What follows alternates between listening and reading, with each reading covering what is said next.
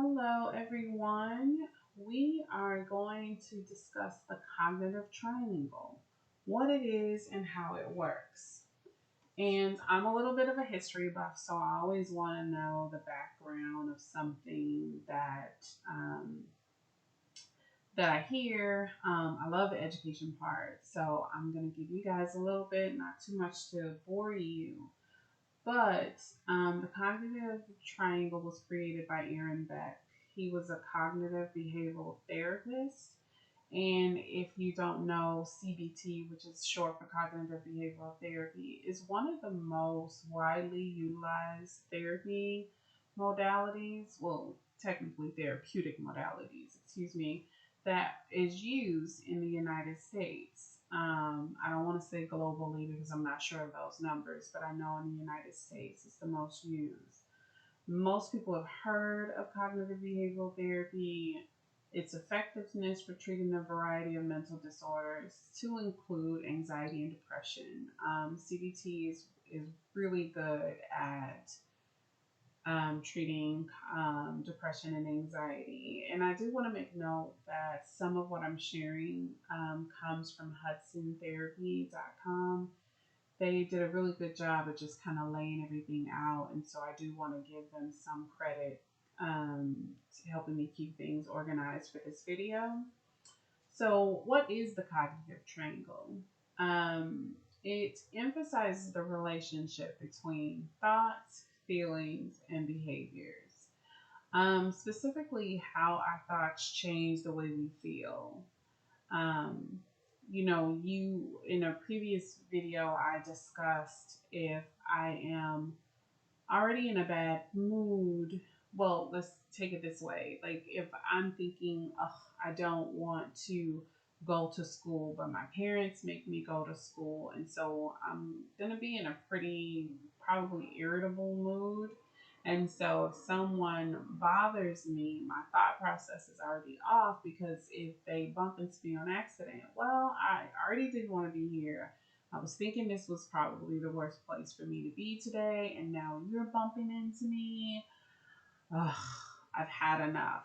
And so it will cause you to feel even more angry or irritable. And then you will have a behavior, whether it's pushing the person or saying, get off me, or you don't see me, just something to express your anger, which may escalate the situation. So that's why I've always liked the cognitive triangle because knowing that those three things are connected can really help you change your behavior. I'm also of the mind, along with the other colleagues that choose to use CBT, that think that your thought process is the center for a lot of your sadness, your anxiety, depression, and self esteem issues. It's all about the way you think. And so it is, again, like one of the greatest tools when it comes to just changing your thought process, making that link. Okay, so even though I've said it previously, I want to restate the premise of the cognitive triangle. It shows how thoughts, emotions, and behaviors affect one another. This means changing your thoughts will change how you feel and then change how you behave. And so if you look on the screen, you see the triangle. So in some places, they call it the activating event. And on this page, it's called the situation. So a situation is anything that happens in your life which triggers the cognitive triangle. So it could be waking up and getting into an argument with your parents. That's a trigger. It could be arguing with your boyfriend. That's a trigger. It could be your sister wearing your things. It's a trigger. So anything that triggers, like the situation that triggers the triangle, will affect your thoughts, emotions, and behaviors. Um, so thoughts are your interpretation of a situation. For example, if a stranger looks at you with an angry expression, you could think, oh no, what did I do? What did I do wrong? Or maybe they're having a bad day. Well, this goes back to in a previous video where I discovered, well, excuse me, when I discussed thinking errors. So a thinking error would be, oh no, what did I do wrong? That's jumping to conclusion or mind reading. So you have to be very, very careful about your thoughts. Um, but that's what happens. So you have the situation, you have the thoughts, and next are the emotions. Our feelings such as happy, sad, angry, or worried. Emotions can have physical components as well as mental, such as low energy when feeling sad or stomach ache when feeling nervous. And also too, like your if you're feeling happy, your thoughts are going to be a little bit more positive also because it's, someone bumps into you and you're feeling elated. Let's say if you won $100,000. Okay, I'm happy. I'm going through school. If somebody bumps into me, no, baby, I just won $100,000. It ain't that bad. Like, I'll be okay. But so it'll be an easier pill for you to swallow if someone bumps into you versus if you're already angry, irritable, or sad or depressed and that happens, it's going to take a whole different context. You may want to fight. If it's $100,000, you might say, "Oh, my bad. I'm sorry. I can't believe we bumped into each other." And move on. Then there's also the last one, behaviors. Behaviors are your response to a situation. Behaviors include actions such as saying something or doing something or choosing not to do something. I say this over and over again in therapy, and I think I drive my clients crazy. The doing nothing is a choice. And a lot of times I don't get agreement or I don't get buy-in. And so, a situation comes up and I can say, see, right there, right there, right there, you made a choice. But if you choose to, like, if you know the rules when you go home, if you choose not to clean, if that's a rule when you come home, then the choice not to do it is still a choice. Or that convenient, oh, I forgot, that's still a choice because you didn't make it a priority. And I don't want to go on a whole spiel with that. But just know that there's an activating event or situation, thoughts, emotions, and behaviors. All of that affects your mental health.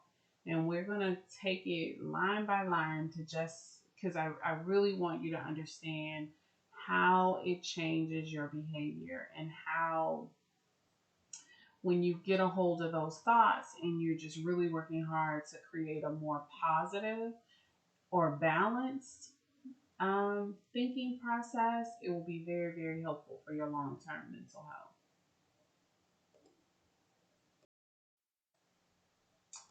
Okay, so one of the ways to just kind of change your thought process is to recognize and understand your automatic thinking. So the technical way to explain it is that automatic thinking refers to automatic thoughts that stem from the beliefs you hold about yourself and about the world. An example would be if people believe the world is a horrible place and I don't deserve anything good.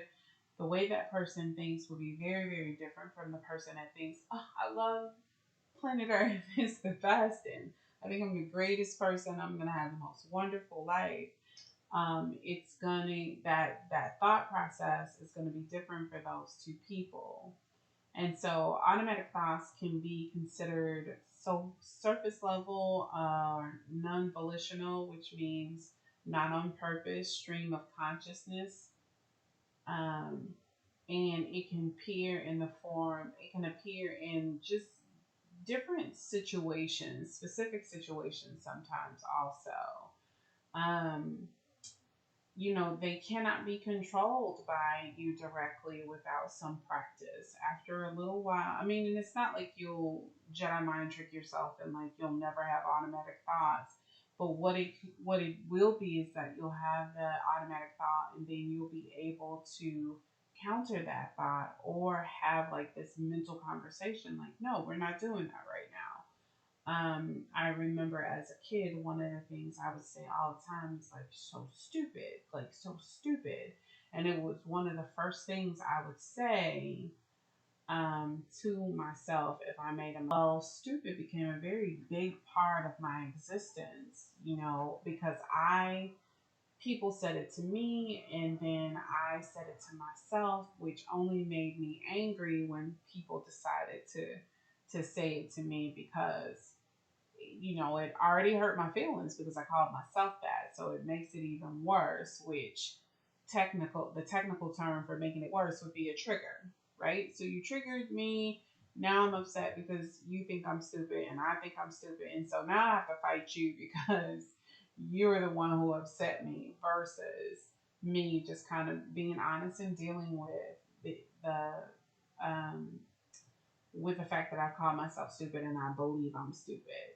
And I will be able to go into that a little bit more in another video. So I don't want to be off track, but what I do want you guys to understand is that negative thinking isn't your friend, and how to catch it is the automatic thoughts, like being able to identify them. Because I will say this, is I've had a lot of clients in the past that are so deep in depression and anxiety, they can't really tell you what they're thinking because there's so many thoughts running through their head all the time. And so just using the meditation and relaxation techniques I talked about in another video will help you just kind of learn how to stop that thinking in its track and counter it, which will be discussed later on in this video. So you can indirectly control your thoughts by challenging the beliefs. We talked about that part. But I want to make sure I say that in that way. Like, you can definitely manage the thoughts by challenging them when they're in your head. Okay, so we're going to discuss a few things and then bring them all together during this conversation. So, one of the biggest things to understand about the cognitive triangle is self-concept, and that refers to how a person perceives themselves, how they perceive their past experiences, their abilities, and their prospects for the future, and any other aspect of self. And so self-concept, self-esteem, all that thing kind of works hand in hand, because depending on the way you feel about yourself, it will give you some indication of your negative thinking patterns. And I will get to the end of that. And so we'll get to that, before the end of this conversation. And so Aaron Beck also discussed what is called the cognitive triad. And so that deals with self-concept and the construction of self. So basically your self-esteem and what you need to build yourself. And so this is the basic idea of how our self-concepts and cognitive biases affect our lives. And that's how automatic thoughts. So I'm going to break that down in a very easy way. So it basically means that your automatic thoughts are based on what you believe about yourself. So if you have a small child that's raised in a home, and if they do something wrong, and the adult is always like, no, stop, no, bad girl or bad boy, whatever it is, or don't do that, and it's just really negative. Anytime the child tries to do something that the parent deem unsafe, like they'll yell, no, which will shock the child. So, and I don't want to belabor this point, but I want to give you guys a good example.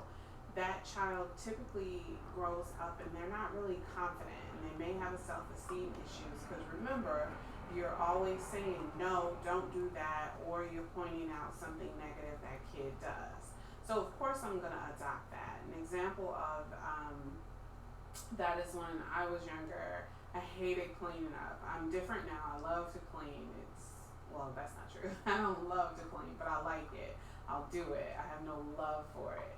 But what I love is that my home is clean. That's the part that I love. And so my mother would call me lazy. That drove me crazy.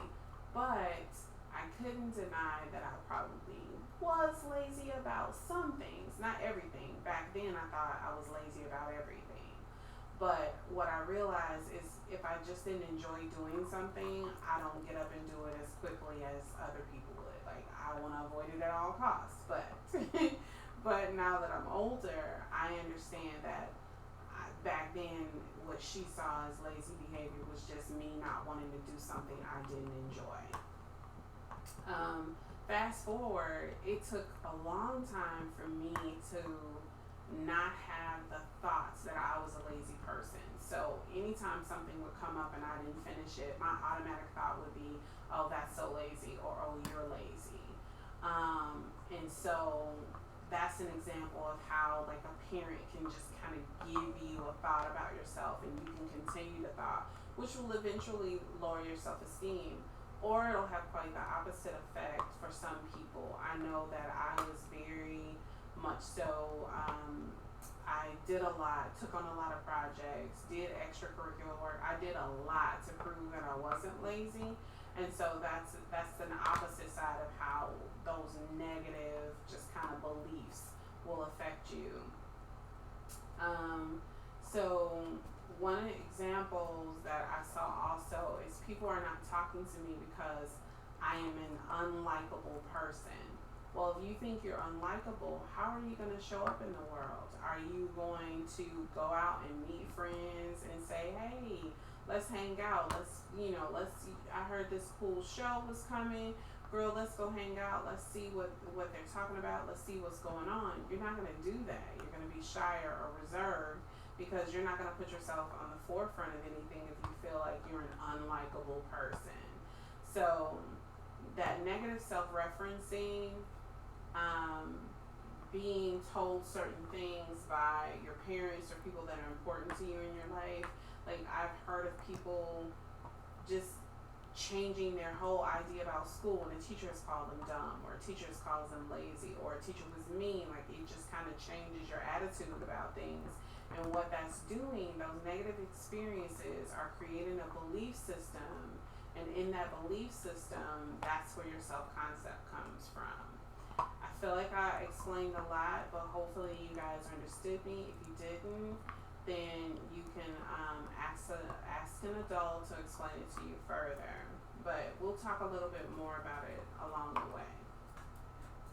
So one of the big things about changing your thinking, and also, it's along with it changing the automatic thoughts, and this is going to be very, very obvious. It's just positive thinking. It really is changing the way you think and balancing. This is going to be the dead horse that I'll beat for this video, is just balancing your thinking, because I know sometimes when you say positive people who are quote unquote realists or pessimists seem to get upset and like everything can't be positive. Not what I'm saying. What I'm saying is balance, because everything can't be negative. So it's balancing your thinking.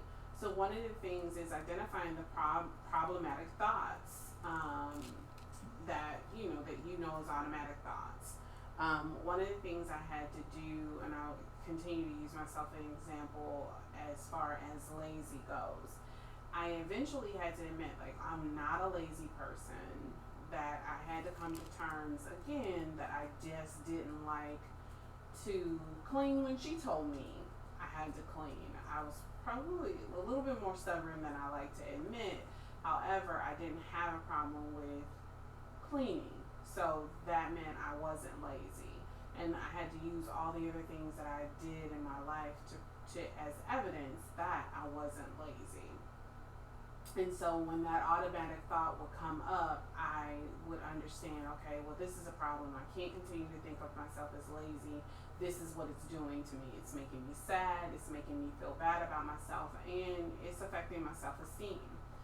So an identification of cognitive distortion in the automatic thought. So cognitive distortion is just kind of that thinking era. Again, we're going back to the thinking eras. Well, am I lazy? What's the evidence of that? Well, it's not really evidence that I'm lazy. It's just that this is something my parents said to me and that I looked for evidence for, but I looked for evidence in the negative. I never paid attention to the positive. And so those are thinking errors because I was generalizing and then I think I'm stumped. So I do know for sure that I was generalizing and then I was only seeing things in black and white. That's the one I was trying to think of. I blanked there for a second. And so you have like a rational dispute of the automatic thoughts. And that's when you ask yourself questions like, is this true? And it's not like you're having an audible conversation with yourself. It's an internal conversation. Is this true? Is this who I am as a whole? It's the same way with people who like tell lies. Well, are you a liar or have you told some lies? And then we have to understand that sometimes when people are lying, they've learned to do that because they want to get themselves out of trouble or they want friends. Sometimes it's a reason for why a person does a thing, and you want to do just like you would ask another person, well, why do you do that? You want to ask yourself that. Why do you do that? Why do you think that? To help. Okay.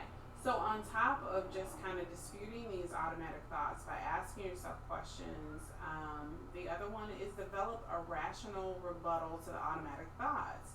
So for me, to keep in a rational example, to keep with the example, with the example I gave you guys previously with being lazy. Okay, well, a rational rebuttal for me would be that you run track, you are part of another student association, you get really good grades, you are creative, you're talented, just all these things I could have said to myself because that's who I was as a whole. Lazy wasn't one of those things. And so that's how you can learn how to balance your thoughts and then just kind of have that positive thinking to replace that negative. It's also understanding who you are as a person also. Like I know when you're a teenager, it's really difficult to figure out who you are as a person and where you want to go, but the evidence of that is around you. Like if you're hanging out with your friends and you're funny or you're interesting, like you tell jokes, like they think you're a funny person, they think you're a smart person.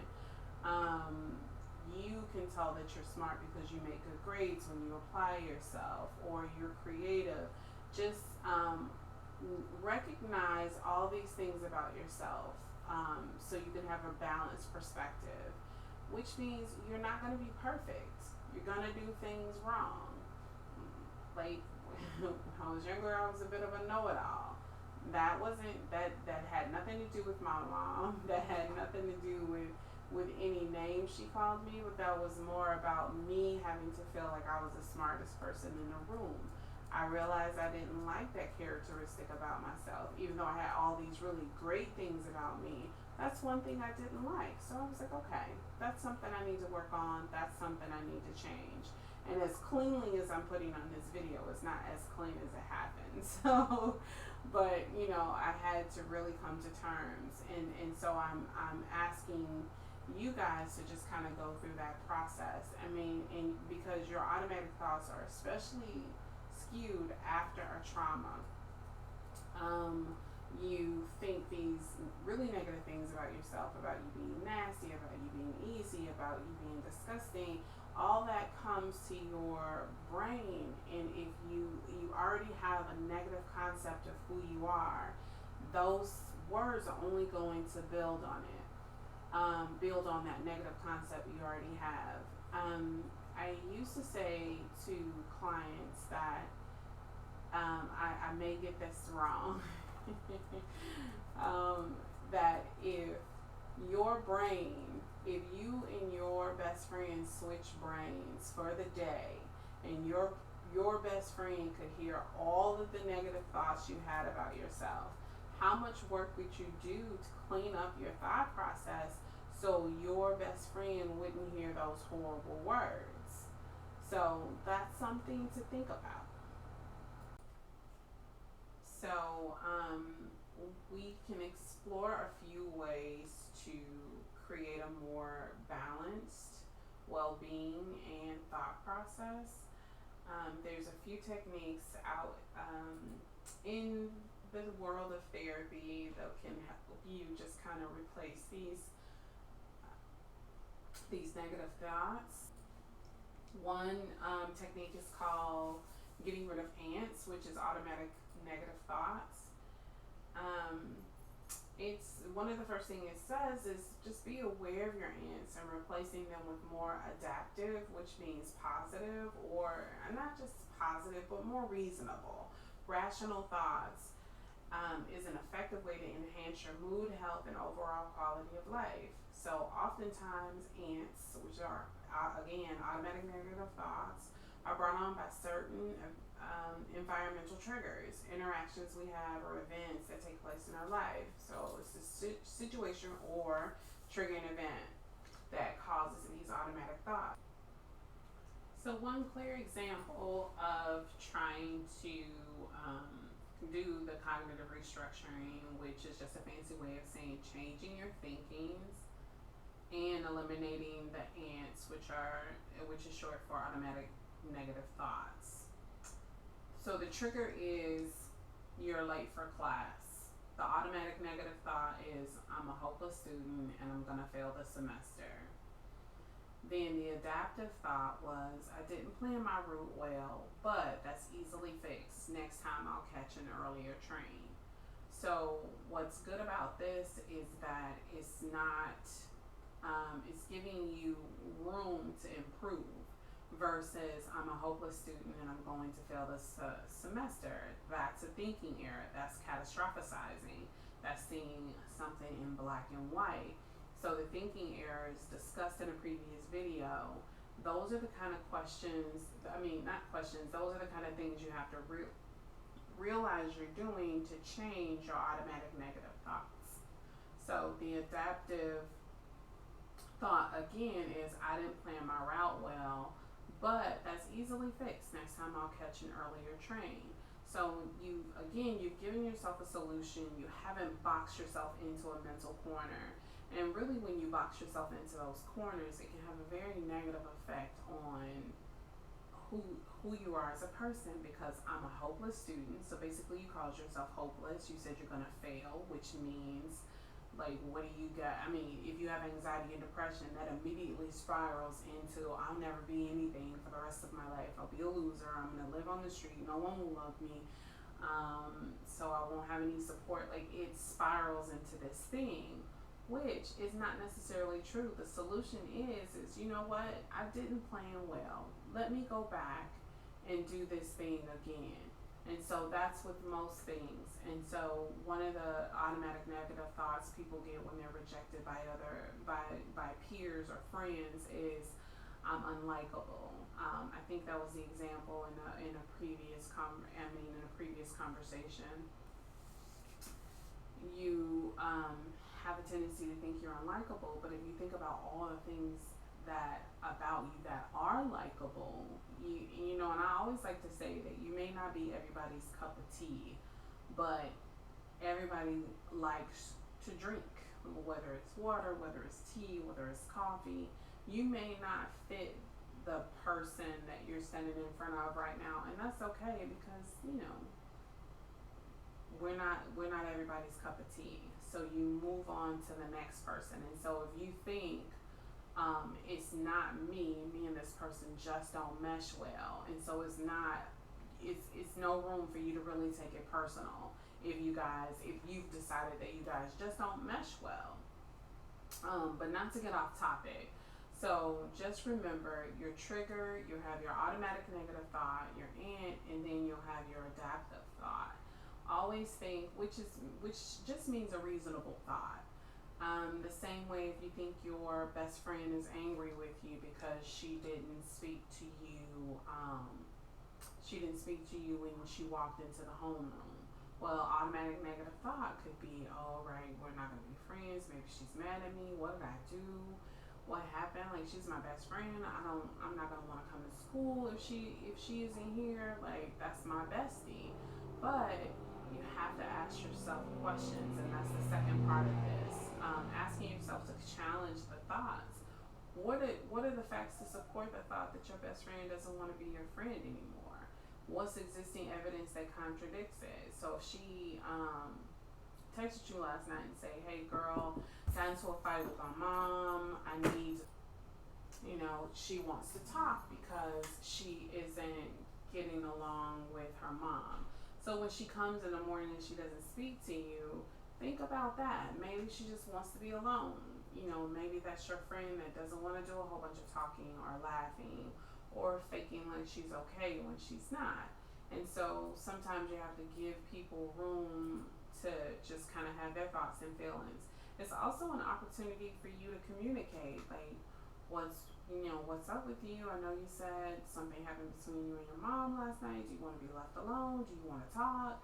Like, ask that person what it is you could do for them so that you won't feel like the responsibility, like you're this unlikable person that they don't want to be friends with. Another challenging question is, what would be the worst possible what would the worst possible outcome be if this thought were true?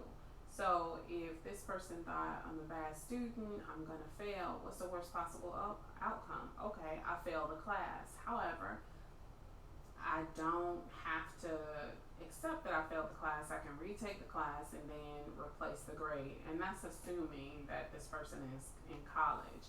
But if you're in high school, you just have to take the class again. That doesn't mean the rest of your life is ruined, that you'll never be anything, that you'll be a failure for the rest of your life. It just means that you're going to have to take the class again.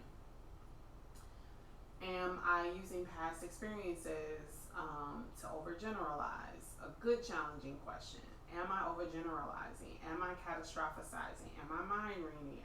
Am I jumping to conclusions? Am I assuming? Ask yourself these questions so that you can say, I might be assuming, or I might be generalizing. Fourth, one of the four, because there's 13 questions, but the fourth one is there any way I might view this in a positive way? Is there a positive here?